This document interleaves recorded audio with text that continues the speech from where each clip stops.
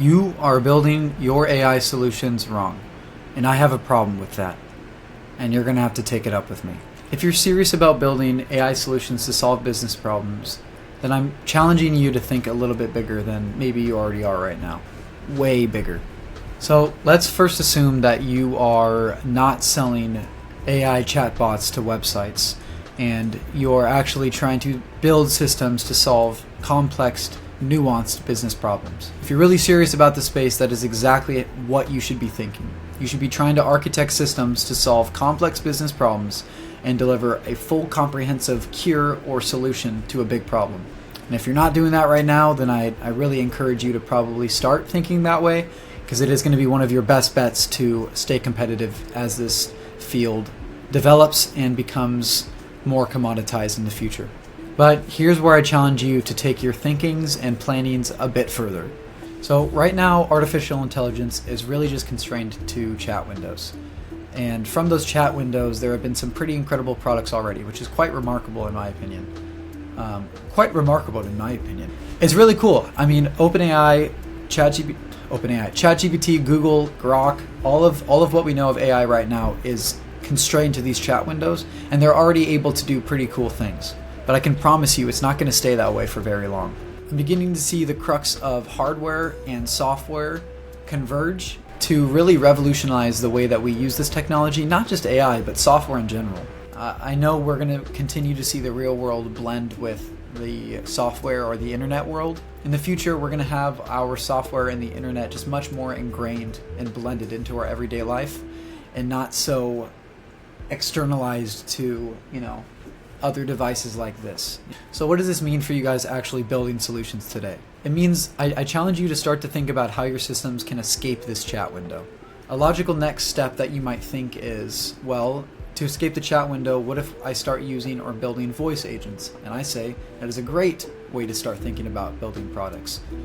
The next step after that, which is probably a bit more in the future, is once we get augmented reality, how can I build solutions that blend in with a hardware device that allows for augmented reality? We're not quite there yet, so you can start to think about it, but it's coming soon.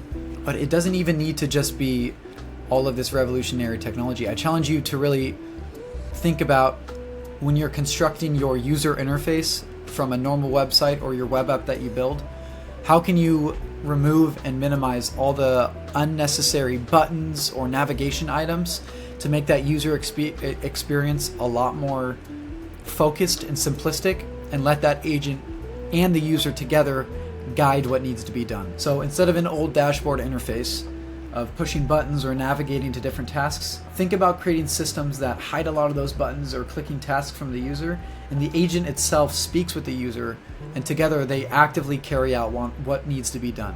So a user comes to a website and says, hey, what are you guys all about? Instead of maybe them clicking on an about section, the agent just intuitively right there can say, hey, well, here's what we're about. It can give them a voice demo summary, and as it's doing that, it can portray on the screen relevant pictures or relevant stats about it. So it's much more of a blended experience rather than just the old having a user go and click through websites.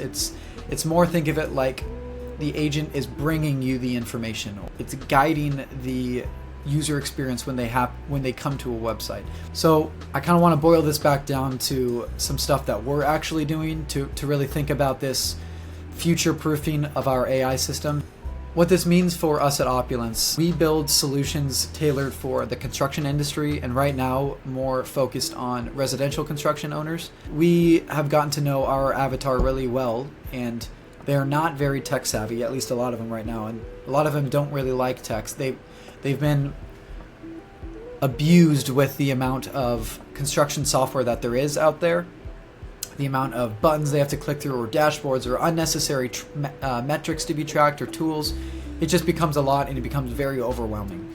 So we're trying to revolutionize the dashboard tool that we create for them, having it be a more spoken experience where, like I said before, the agent and the user are both speaking and only bringing forward the information that is dynamically needed, or carrying out executions or tasks that are requested by the user via speaking to it. I really want to try and be at the forefront of getting this technology out of the current box that it's in. I want to get it out of the chat window. I mean, there's a lot of cool things you can build with the chat window interface. I want to be at the forefront of actually trying to like creatively apply it to my products that I sell that make it feel like a completely different AI, or at least like make it feel like an AI that's already here from 2-3 years from now. And that's what we're working on. So right now at Opulence, one of our flagship products is the master scheduler.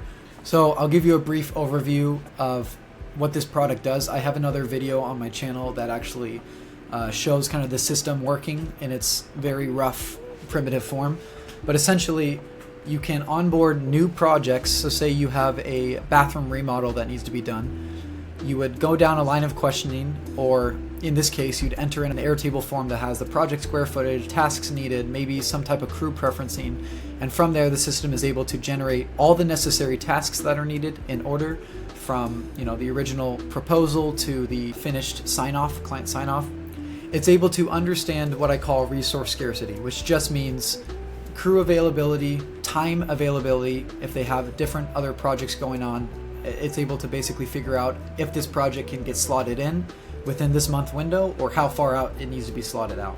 Now, I could go on and on about a lot of the other features about this system, but for the scope of this video and kind of keeping it on topic for revolutionizing the way that we think about building AI products, I want to get back to specifically one part of the system that kind of demonstrates us trying to think in this more innovative, get the hell out of the chat box window way.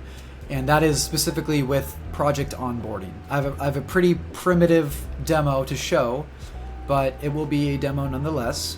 Boom, transition. Okay, what we're looking at is the project onboarding sequence. So this is where a project manager would come in and enter in all the relevant specs about a project. Project name, client name, address, type, description, square footage, desired start date, estimated project length, and then we go down the line. So this was what we used to create the bare bones of the system. We originally just started with a form, but like I said before, I want to keep it more auditory. I want to keep it where the construction manager is just able to kind of speak, and you know, the same information is able to then trigger the actual agent workflow. So that's what I'm going to be demonstrating. I'm going to be demonstrating the voice agent that I created to basically take down this information from a new project and then kick off the actual project creation. And if it all goes to plan right, we should actually see the master scheduler at work. Oh, let's call the agent. I actually will say one more thing before we get on this. In our ingrained dashboard, we actually want to have it be on our web app, but for the ease of this demo, I'm using Vappy. Let me show you it's a lot easier for me to demo it and just kind of get like a rough idea out if I just used a phone number. But the next time you'll see me do something like this, I will have it hooked up to some type of dashboard that we use. With all that being said, let us get to it. Hey, Aiden, what you got for me? Are subcontractors pissing you off again? They're being super frustrating. Figures. Alright, let's get this project intake rolling so we can lock them down if needed. First up, who's the client on this one? First and last name. Peter Johnson. Got it. Peter Johnson. Next, what are we calling this job? Give me a name that'll show up on the calendar. Johnson ADU build. Perfect. Johnson ADU build it is. Now, where's the site at? Full address, street, city, zip? 225 Willow Creek Way, Olympia, Washington. Thanks. I've logged the site as 225 Willow Creek Way, Olympia, Washington. Next, what kind of project are we dealing with here? ADU, remodel, new build, or something else? It's going to be a detached ADU. ADU means an additional Great. unit. Detached ADU. Can you give me the scope? What's getting built, installed, or ripped out? So we're going to build a new detached one-bedroom ADU on the rear of the property. It's going to have a full kitchen, a bath, and a laundry room hookups, and then we need to make sure that we have all new utilities. All right, got it. One-bedroom detached ADU with kitchen, bath, and laundry hookups plus new utilities. Now, ballpark how long you think this will run? Weeks or months? Should be about 10 weeks. 10 weeks, got it. Any schedule constraints we need to know about, like when stuff has to happen to keep us on track? So we're wanting to have the foundation inspection completed no later than July 31st. And then we also want to have the framing inspection happen August 15th. And other than that, we're good. It really doesn't need to be. This is all AI generated anyway. It's just kind of for July 31st and framing for August 15th. Now list the trades or phases you need: demo, framing, plumbing, etc. Say done when you're finished. We're gonna need demolition, framing, electrical, plumbing, HVAC, insulation, drywall, painting, flooring, windows and doors, roofing, sliding, and exterior work, as well as finished carpentry. Done. All set. Now, any subs already lined up or ones we'll need to pull in? Yes. Great. Logged as yes. Next, what inspections or permits need to happen and when? Rough timing is fine. We'll figure that out later. Let's just go ahead and put yes that they're required there. Noted. Permit inspections required. Now, is there anything weird about site access? Tight driveway, locked gate, neighbor drama, anything like that? Yeah, no, there's quite the drama. This neighbor shares a driveway, so when we have to do material deliveries, we're going to have to coordinate that in advance with the customer.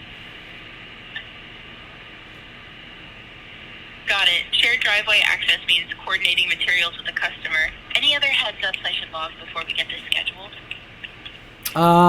I was going to say the sewer line tie-in is going to require a brief shutdown for the main house, so that's something we'll also want to schedule with the owner. Good call. I'll make a note to schedule that sewer tie-in with the owner. Next up, when do you want boots on the ground? Ideal start date? I would like it to be on the, let's say July 29th, 2025. All right, shooting for July 29th. Any critical deadlines like occupancy, owner move-in, bank draws, or inspection cutoffs? Let's say October 1st, the unit must be ready for tenant to move in. Got it.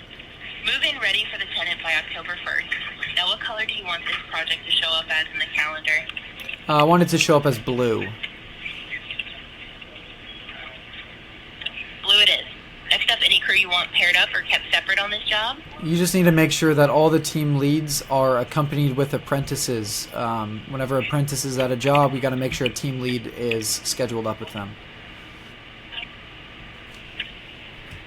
Got it. Team leads paired with apprentices, which in-house guys are going to be working this one. Give me names or roles. We don't got to worry about the names right now. Let's just say yes, that the in-house crew is required. All right, in-house crew required. Last question, rough square footage of the job? It's going to be about 720 square feet. Thanks for running through. Let me confirm I got everything right. Client, Peter Johnson. Project name, Johnson ADO build. Address, 225 Willow Creek Way, Olympia, Washington. Type, detached ADU. Description, building a new detached one-bedroom ADU with full kitchen, bath, laundry room hookups, and new utilities. Estimated project length, 10 weeks. Time constraint. Foundation inspection by July 31st. Framing inspection by August 15th. Tasks needed: demolition, framing, electrical, plumbing, HVAC, insulation, drywall, painting, flooring, windows and doors, roofing, siding, exterior work, finished carpentry. Yeah, that all sounds really good. Can you go ahead and get that sent off?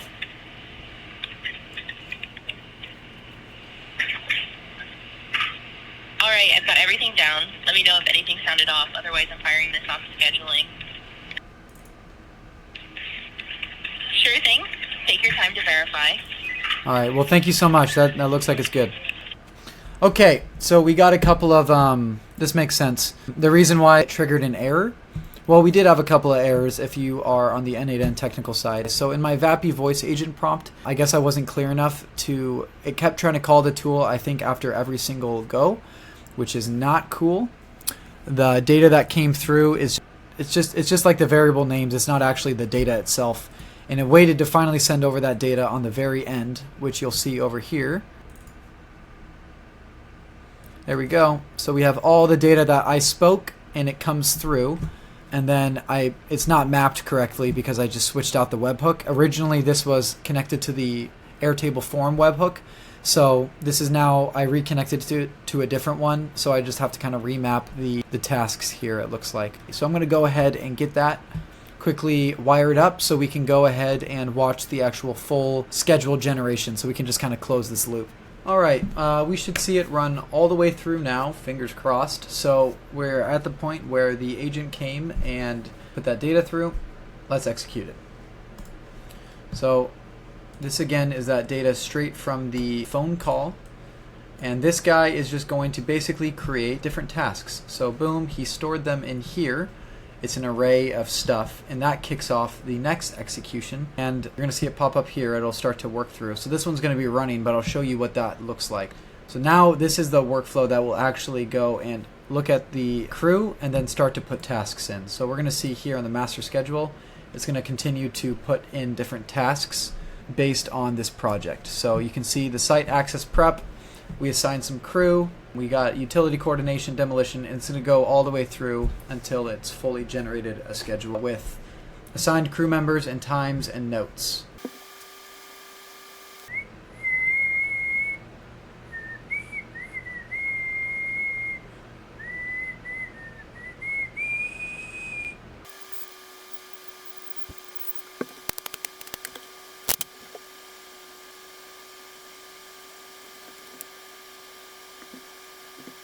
Okay, well, it just finished, and I just kind of want to give you guys some reference here. I was going to write down here the cost.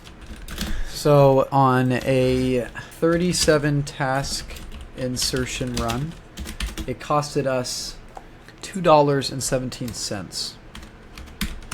Now you can see how that might add up quickly. So yeah, there's my credits. It was just at $10. So let's go ahead and look at just quickly kind of the tasks it made. So from the site access prep all the way down to the cleanup, the final cleanup, it has basically a tasks for each one of those, and you can look at them through different views.